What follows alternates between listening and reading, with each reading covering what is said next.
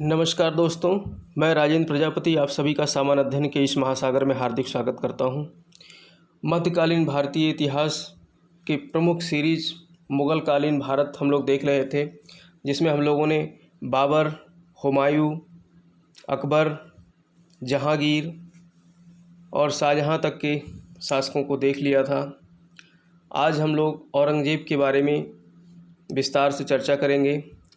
इसके बाद आने वाले समय में मुग़ल साम्राज्य के स्थापत्य, साहित्य, चित्रकला यानी कि जितने भी प्रावधान हैं उसे हम लोग इसके बाद वाले कड़ी में समेटेंगे और उसके बाद परवर्ती मुग़ल कालीन शासकों को देखते हुए फिर ये सीरीज मध्यकालीन भारत को हम लोग समाप्त करेंगे। तो देखिए, यहाँ पर हम लोग औरंगज़ेब के बारे में देखेंगे। उससे पहले चर्चा करते हैं थोड़ा सा दारा शिकोह के बारे में। देखिए, ये चित्र हमने दारा शिकोह का लिया है, ठीक है। दारा शिकोह और औरंगज़ेब दोनों को देखिए ठीक से। अगर औरंगज़ेब की जगह दारा शिकोह शासक हुआ होता मुग़ल काल में, तो शायद अकबर का भी शासन हम लोग भूल गए होते, दारा शिकोह को ज़्यादा ध्यान रखते, क्योंकि दारा शिकोह उदार प्रवृत्ति का तो था ही, साथ में अकबर से कहीं ज़्यादा पढ़ा लिखा भी था। अकबर तो अनपढ़ था, दारा शिकोह को मतलब विद्वानों की श्रेणी में शामिल किया जाता था। तो ये बहुत ही उदार प्रवृत्ति और बहुत ही पढ़ा लिखा योग्य व्यक्ति था, लेकिन भाग्य में कुछ और था, तो औरंगज़ेब शासक बनता है और जो है इसलिए उस औरंगज़ेब के बाद ही जो है मुग़ल सत्ता का पतन शुरू हो जाता है, ठीक है। इसमें हमने एक चित्र और लिया है, बीबी का मकबरा, जो कि औरंगाबाद में है। देखिए, ये बिल्कुल ताजमहल जैसा दिखाई दे रहा है, बिल्कुल ताजमहल की कृति है, ठीक है। ये महाराष्ट्र में है, औरंगाबाद में। तो ये बीबी का मकबरा जो है, इनकी रबिया उद दौरानी जो है औरंगज़ेब की पत्नी थी, तो उन्हीं की याद में ये मकबरा जो है बनवाया गया था, जो ताजमहल जैसा दिखता है। स्थापत्य इसका ताजमहल जैसा है, इसलिए इसको दूसरा ताजमहल भी कहा जाता है, बीबी का मकबरा को, ठीक है। और ताजमहल का फूहड़ नकल भी कहा गया है इतिहासकारों द्वारा। तो ये हमने चित्र यहाँ पे लिए थे, इनको देख लिए। अब औरंगज़ेब के बारे में लोग चर्चा करेंगे। तो इनका शासनकाल 1658 से लेकर 1707 ईस्वी तक था। तो प्रश्नों के माध्यम से हम लोग देखते हैं। मध्यकाल में मुस्लिम शासकों में उत्तराधिकार को लेकर अक्सर युद्ध हुए, ठीक है। मध्यकाल में मुस्लिम शासकों में उत्तराधिकार को लेकर अक्सर युद्ध हुए। अब उत्तराधिकार में युद्ध होते थे तो दिखाई दिया है उसमें। दूसरा कारण क्या है? मुग़ल शासकों में उत्तराधिकार का कोई निश्चित नियम नहीं था। भाई, ऐसे प्रश्नों के उत्तर देने के लिए जब कारण आए तो उसकी जगह क्यों की शब्द लगा दीजिए, बिकॉज शब्द लगा दीजिए, तो उससे हमें कथन और कारण के स्पष्टीकरण का पता चल जाएगा। तो इसमें कह रहा है, मध्यकाल में मुस्लिम शासकों में उत्तराधिकार को लेकर अक्सर युद्ध हुए, क्योंकि मुसलमान शासकों में उत्तराधिकार का कोई निश्चित नियम नहीं था। यानी कि कथन का कारण व्याख्या करती है, तो इसीलिए इसमें ए वाला सही होगा। कथन तथा कारण दोनों सही हैं तथा कारण कथन की सही व्याख्या है, ठीक है।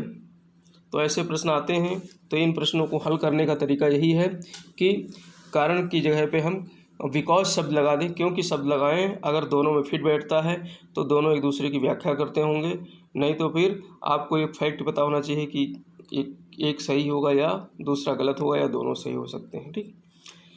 देखिए, जो हम इतिहास में मध्यकाल के इतिहास में खास करके औरंगज़ेब के समय में देखते हैं, शाहजहाँ के बाद जो है एक बहुत बड़ा जो है इस तरीके से युद्ध छिड़ा था, खास करके और शाहजहाँ के पुत्रों में, ठीक है, उत्तराधिकार को लेकर के। तो इन युद्धों को आप सीरियल से याद रखिए। सबसे पहला था बहादुरगढ़ का युद्ध, फिर धर्मत का युद्ध, फिर सामूगढ़ का युद्ध, फिर खजुआ का युद्ध और देवराई का युद्ध सबसे अंतिम था। तो पहला युद्ध था बहादुरगढ़ का और लास्ट युद्ध था देवराई का युद्ध। तो इन युद्धों में जो है थोड़ा थोड़ा हमने इनके जो है फैक्ट्स लिए हैं। तो देखते हैं, बहादुरगढ़ का युद्ध जो कि बनारस के पास में बहादुरगढ़ है, तो ये फरवरी 1658 ईस्वी में युद्ध होता है। तो शाही सेना जो कि दारा शिकोह के नेतृत्व में थी और शाह शुजा जो कि इसका भाई था दारा का, और इसके साथ में युद्ध होता है और ये पराजित होकर बंगाल भाग जाता है। देखिए, शाही सेना दारा शिकोह के नेतृत्व में क्यों थी? क्योंकि दारा शिकोह को शाहजहाँ ने अपना उत्तराधिकारी घोषित कर दिया था, क्योंकि ये ज्येष्ठ भी था, दारा शिकोह सबसे बड़ा पुत्र भी था, और दूसरी बात ये था कि ये काफ़ी योग्य था, सभी भाइयों में सबसे योग्य था। तो इसके जो है जितने भी शाहजहाँ के 4 पुत्रों में जो उत्तराधिकार का युद्ध होता है, तो ये चारों पुत्र जो थे वो मुमताज़ के ही पुत्र थे। ठीक है, 4 पुत्र और 3 पुत्रियाँ थी मुमताज़ की। तो मतलब इस पुत्र तो वैसे 14 थे, 14वें पुत्र के समय परसों पीड़ा में मुमताज़ महल मर गई थी, हमने पिछले वीडियो में देखा था। लेकिन ये 4 पुत्र जो थे, जीवित पुत्र थे, इनके बीच में जो है उत्तराधिकार का युद्ध होता है। तो सबसे बड़ा पुत्र जो था वो दारा था। प्रश्न ऐसे भी आ सकता है कि औरंगजेब और दारा में कौन सबसे ज्येष्ठ था? तो दारा शिकोह था। ठीक है, तो ये बहादुरगढ़ का युद्ध होता है जिसमें दारा और शाह शुजा के मध्य होता है। तो इसमें जो है शाह शुजा पराजित होकर भाग गया था। ये शाह शुजा दूसरे नंबर का यानी मंझला भाई था इसका, दारा शिकोह का, और तीसरे नंबर पे था औरंगजेब, चौथे नंबर पे मुराद था। तो ऐसे सीरियल याद रखना। अब दूसरा युद्ध होता है धर्मत का युद्ध। ये उज्जैन के पास में है, मध्य प्रदेश में उज्जैन के पास में धर्मत है। इस स्थान पर अप्रैल 1658 ईस्वी में युद्ध होता है। इसमें शाही सेना और औरंगजेब के साथ युद्ध होता है। औरंगजेब का साथ जो है मुराद दे रहा होता है, जो कि चौथा पुत्र होता है, सबसे छोटा पुत्र होता है मुराद। तो औरंगजेब और मुराद दोनों संयुक्त सेनाएं शाही सेना के विरुद्ध लड़ रही होती हैं। तो शाही सेना इसमें पराजित हो जाती है और दारा शिकोह का सहयोगी था जसवंत सिंह। ठीक है, तो शाही सेना से पराजित हो जाती है। फिर तीसरा युद्ध था सामूगढ़ का युद्ध। ये आगरा के पास में युद्ध होता है, सामूगढ़ का युद्ध। ठीक है, सामूगढ़ आगरा के पास में मई 1658 में। तो औरंगजेब और दारा शिकोह के बीच होता है। इसमें औरंगजेब विजयी होता है। जितने भी युद्ध हुए उत्तराधिकार के, औरंगजेब सभी में विजयी रहा। और तीसरा युद्ध होता है खजुआ का युद्ध। तो ये सामूगढ़ का युद्ध जो है, इसमें औरंगजेब इस युद्ध में विजय के बाद आगरा व दिल्ली पर कब्जा कर लेता है और शाहजहाँ को बंदी बना लेता है। तो प्रश्न ऐसे भी आ सकता है कि शाहजहाँ को जो है औरंगजेब ने कब बंदी बनाया? तो सामूगढ़ के युद्ध के बाद जो है शाहजहाँ को बंदी बनाया। ठीक है, तो चौथा युद्ध होता है खजुआ का युद्ध, जो कि जनवरी 1659 ईस्वी में इलाहाबाद के पास में खजुआ है। औरंगजेब और शुजा के बीच में होता है। शाह शुजा जो कि दूसरा मांझिल भाई है, तो शाह शुजा पराजित होकर के इसमें मारा जाता है। और पांचवा युद्ध होता है देवराई का युद्ध, या जो है ये मार्च 1659 ईस्वी में होता है। ये अजमेर के पास में है देवराई, राजस्थान में।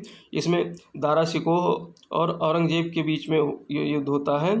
ठीक है, यहाँ पर दारा शिकोह विजयी गलत लिख गया है, इसमें भी औरंगजेब विजयी होता है। और ये उत्तराधिकार का अंतिम युद्ध था। और यहाँ पर दारा पराजित होता है, उसे बंदी बना लिया जाता है और फिर उसे जो है आगरा में फांसी दे दिया जाता है। कहाँ फांसी दी जाती है? आगरा में। ठीक, तो ध्यान रखना। दूसरा प्रश्न है, लघु अकबर की संज्ञा किस मुगल राजकुमार को दी गई? ठीक है, लघु अकबर की संज्ञा किस मुगल राजकुमार को दी गई? तो दारा शिकोह को। क्योंकि इसके अंदर बताया ना कि अकबर जितना सहिष्णु था, तो इसीलिए इसको लघु अकबर की संज्ञा दी गई दारा शिकोह को। किसने दी है देखते हैं। शाहजहाँ के ज्येष्ठ पुत्र दारा शिकोह को इतिहासकार लेनपूल ने लघु अकबर कहा, जबकि स्वयं शाहजहाँ ने इसे 60,000 का मनसब दिया तथा शाह बुलंद इकबाल किस उपाधि दी? किसने? शाहजहाँ ने। किसको? दारा शिकोह को। दारा ने 52 उपनिषदों का फारसी भाषा में, किस भाषा में? फारसी भाषा, जो कि वहाँ की राजभाषा थी, में सिर्रे अकबर नाम से अनुवाद किया। किस नाम से? सिर्रे अकबर नाम से 52 उपनिषदों का अनुवाद जो है फारसी भाषा में किसने किया? तो दारा शिकोह ने। दारा का मकबरा दिल्ली में हुमायूं के मकबरे के प्रांगण में स्थित है। कहाँ पर? हुमायूं के मकबरे के प्रांगण में दारा का मकबरा स्थित है, दारा शिकोह का। वो मुगल शासक जिसका 2 बार राज्याभिषेक हुआ, तो ये औरंगजेब। ठीक है, अब यहाँ पे हमने जो है हुमायूं भी दे दिया है, तो हुमायूं इसलिए जो है कन्फ्यूजन के लिए डाल दिया है कि हुमायूं 2 बार, मतलब एक बार पहली बार शासन सत्ता में आता है, तो उसके बाद पराजित होकर के शेरशाह सूरी से फिर भाग जाता है ईरान, दोबारा फिर आता है। लेकिन यहाँ पे उसका राज्याभिषेक दोबारा नहीं होता है, ये शासक बन जाता है। लेकिन औरंगजेब का 2 बार शासनाभिषेक होता है, राज्याभिषेक होता है सॉरी, और ये दिल्ली में ही होता है दोनों राज्याभिषेक। पहला होता है 21 जुलाई 1658 को, सामूगढ़ का युद्ध होता है जिसमें वो जीतता है। उसके बाद में दूसरा युद्ध जो है 15 जून 1659 ईस्वी में देवराई की निर्णायक विजय के बाद होता है। ठीक, शाही दरवेश तथा जिंदा पीर किस मुगल शासक के लिए कहा प्रचलित शब्द है? शाही दरवेश और जिंदा पीर किसे कहा गया है? तो औरंगजेब को कहा गया है, ठीक है, क्योंकि बहुत सादा लिबास में रहता था और शरीयत के नियमों का पालन करता था। वो सादा रहन सहन था उसका और शरीयत के नियमों का पालन करता था, इसलिए औरंगजेब को शाही दरवेश या जिंदा पीर कहा जाता था। किस मुगल शासक ने दक्षिण के 2 राज्यों बीजापुर और गोलकुंडा को विजित कर भारत का साम्राज्य सुदूर दक्षिण तक विस्तृत किया? तो ये औरंगजेब था। देखिए बीजापुर और गोलकुंडा ये बहुत ज़्यादा मतलब लास्ट तक जो है मुगल शासन के लास्ट तक स्वतंत्र रहे हैं, लेकिन औरंगजेब ने इनको जो है अपने कब्जे में कर लिया था, बीजापुर और गोलकुंडा को, ठीक है। औरंगजेब ने बीजापुर को 1686 कब विजित किया था? 1686 में बीजापुर को, और गोलकुंडा को 1687 ईस्वी में जीता। ऐसा कहा जाता है कि औरंगजेब ने गोलकुंडा के किले को उसी तरह सोने की कुंजियों से खोला था जिस तरह अकबर ने असीरगढ़ का किला खोला था। तो अकबर ने असीरगढ़ के किले को सोने की चाबियों से खोला था, इसी प्रकार से औरंगजेब ने गोलकुंडा के किले को सोने की चाबियों से खोला था। मुहत्सिब नामक पदाधिकारी की नियुक्ति किस मुस्लिम शासक ने की थी?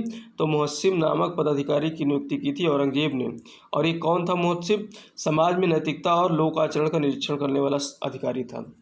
नैतिकता और लोक आचरण, चूँकि ये शरीयत का मानने वाला था और जो है उस समय की जो बुराइयां थी उससे बहुत दूर रहता था औरंगजेब, इसलिए इसने समाज में जो है बुराइयां ना हो, इसलिए इसने मुहस्सिब नामक जो है एक अधिकारी की नियुक्ति की थी, याद रखना। पुरंदर की संधि किनके मध्य हुआ? तो पुरंदर की संधि शिवाजी और जयसिंह द्वितीय के बीच में हुई थी। 11 जून 1665 ईस्वी को पुरंदर की संधि हुई थी। 1665 ईस्वी याद रखना, 1665 में पुरंदर की संधि होती है और 1666 में शाहजहां की मृत्यु हो जाती है, ठीक है। तो इस समय शासक कौन था? तो इस समय मुगल शासक औरंगजेब था। तो औरंगजेब का जो है दक्षिण का सूबेदार कौन था? वो उस समय जयसिंह प्रथम था। तो जयसिंह प्रथम और शिवाजी के मध्य जो है पुरंदर की संधि होती है। मुगल सेना ने फरवरी 1689 में संगमेश्वर पर अचानक आक्रमण कर किस मराठा सरदार को गिरफ्तार किया था? तो ये संभाजी को। संभाजी कौन थे? शिवाजी के पुत्र थे। तो शिवाजी की मृत्यु के बाद संभाजी वहाँ के मराठा शासक बनते हैं। तो उस समय काफ़ी परेशान किया मुगलों को जो है मराठों ने। तो देखिए 1680 में शिवाजी की मृत्यु के बाद, शिवाजी की मृत्यु कब हुई थी? 1680 में। उसके बाद उसका पुत्र संभाजी मराठा शासक बना और 6 वर्षों तक संभाजी मुगलों से संघर्ष करता रहा, यानी मुगलों के विरुद्ध युद्ध करता रहा। परंतु अंत में मुगल सेना ने फरवरी 1689 ईस्वी में संगमेश्वर पर अचानक आक्रमण कर संभाजी और उसके मंत्री कवि कलश को गिरफ्तार कर लिया। 1689 ईस्वी में मुगल सेना ने कहाँ आक्रमण किया? संगमेश्वर जो महाराष्ट्र में है उस पर आक्रमण करके संभाजी और उसके मंत्री कवि कलश को गिरफ्तार कर लिया। किस मुगल शासक के दौरान मुगल सेना में सर्वाधिक हिंदू सेनापति थे? तो ये औरंगजेब। देखिए ये प्रश्न ऐसे आते हैं अक्सर। तो अकबर के काल में 16% हिंदू सेनापति हुआ करते थे, शाहजहां के काल में इसकी संख्या बढ़ गई 24% हो गई, और औरंगजेब के काल में तो कुल सेनापतियों में 33% हिंदू सेनापति हुआ करते थे, और उनमें भी हिंदुओं में भी आधे से अधिक मराठे सेनापति होते थे, ठीक है। जजिया को पुनर्जीवित करने वाला मुगल सम्राट कौन था? तो औरंगजेब था। जजिया को पुनः लगाने वाला औरंगजेब था।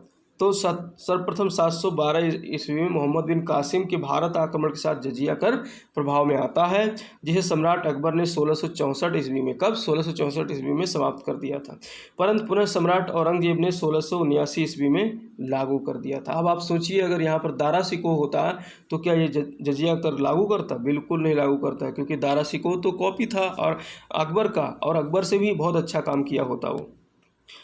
ये मेंस में लिखने के लिए इसको आप इस तरीके से लिंक करके लिख सकते हो मेंस में। औरंगजेब ने किसको साहिबुत-उज़-ज़मानी की उपाधि दी? साहिबुत-उज़-ज़मानी यानी कि साम्राज्य की प्रथम महिला की उपाधि दी थी जहां आरा को। जहां आरा औरंगजेब की बहन थी। रोशन आरा भी औरंगजेब की बहन थी, गोहन आरा भी बहन थी। मैंने बताया ना कि शाहजहां की 3 पुत्रियां थी, जहां आरा, रोशन आरा और गोहन आरा। आरा अगर लगा हो तो समझ लो ये औरंगजेब की बहन है या जो है शाहजहां की पुत्रियां। और निशा शब्द लगा हो किसी नाम के पीछे, जैसे मेहरुन निशा, जेबुन निशा, तो ये सब औरंगजेब की पुत्रियां थी, ठीक, ध्यान रखना। तो जहाँ आरा, रोशन आरा, गौहर आरा तीनों शाहजहाँ की पुत्रियाँ थीं। शाहजहाँ की बीमारी काल में जहाँ आरा ने उसकी लगातार सेवा की। किसने? शाहजहाँ जब बीमार था, कैद कर लिया गया था किले में, किसके द्वारा? औरंगजेब द्वारा। तो उस समय बीमारी की हालत में जहाँ आरा ने उसकी सेवा की। एवं जहाँ शाहजहाँ की मृत्यु 1666 ईस्वी में जब हुई, तो उसके बाद जहाँ आरा फिर से सार्वजनिक जीवन में आई, तो उसे औरंगजेब ने, यानी उसके भाई ने, उसे साम्राज्य की प्रथम महिला का खिताब साहिबाते उस ज़मानी प्रदान किया। जबकि मेहरुन्निसा कौन थी? औरंगजेब की पुत्री थी। मैंने बताया कि निसा पीछे शब्द लगा हो, जैब मेहरुन्निसा, जैबुन्निसा, ठीक है, ऐसे करके 4 पुत्रियां थी इसकी, तो निसा पीछे लगा हो तो वो किसकी पुत्रियां हैं? औरंगजेब की। द्वितीय ताजमहल किसे कहा जाता है? जैसा कि मैंने चित्र में दिखाया था, तो द्वितीय ताजमहल जो है राबिया उद दौरानी का मकबरा, इसको कहा जाता है।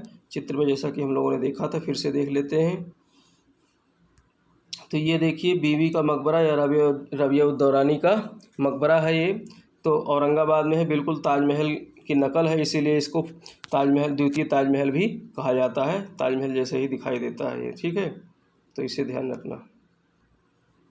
तो यहाँ ऑप्शन हो जाएगा राबिया उद दौरानी का मकबरा, द्वितीय ताजमहल राबिया उद दौरानी का मकबरा।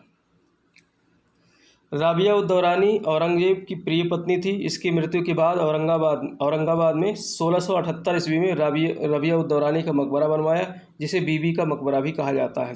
चूँकि इसकी स्थापत्य ताजमहल शैली पर आधारित है, अतः इसे दूसरा ताज या ताजमहल की फूहड़ नकल भी कहा जाता है। औरंगजेब का मकबरा कहाँ स्थित है? तो औरंगजेब का मकबरा दौलताबाद या देवगिरी में स्थित है। कहाँ स्थित है? देवगिरी में, दौलताबाद। ये देवगिरी वही देवगिरी है जो राजधानी परिवर्तित किया था किसने? बताओ।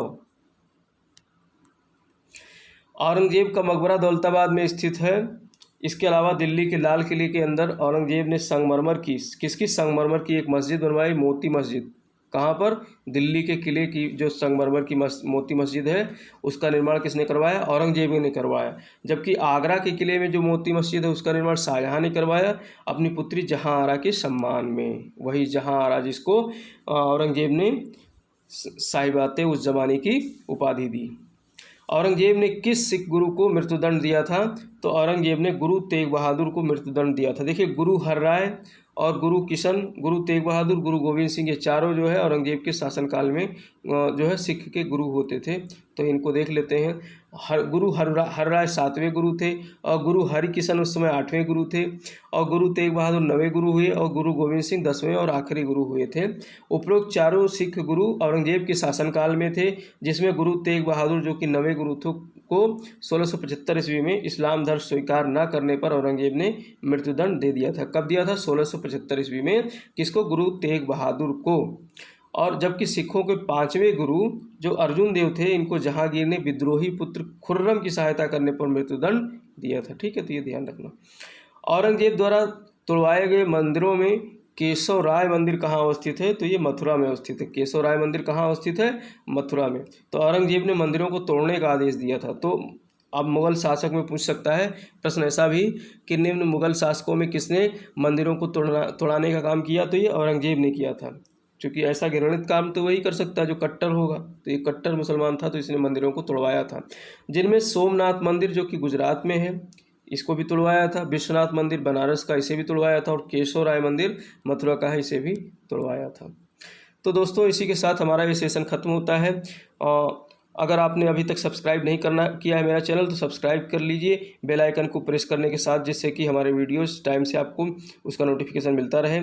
और लाइक कीजिए, दोस्तों को शेयर कीजिए। इसी के साथ धन्यवाद। जय हिंद, जय भारत।